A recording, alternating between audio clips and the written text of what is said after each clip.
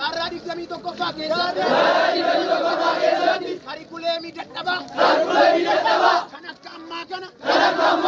Biyya keenya irratti. Hojiirra ooluu qabu. Sa'aatii kanatti. Yeroo biyyoonni addunyaa. Waggaa 18tti.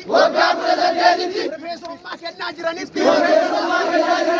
Ijoolleen Itoophiyaa. Waggaa 30tti.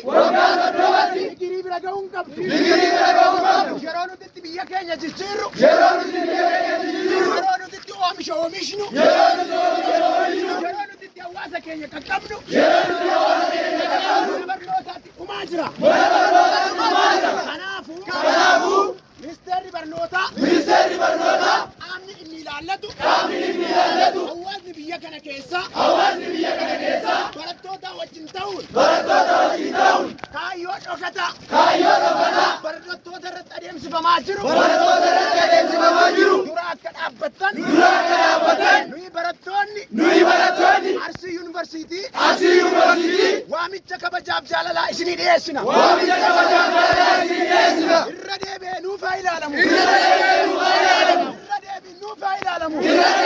Karikuleemiin biyya kanaa durumaanu umurii barattootaa mana barumsaatti nyaachaa jira.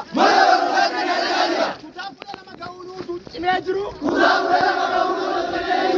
14 gochuun waan dhorkaadha.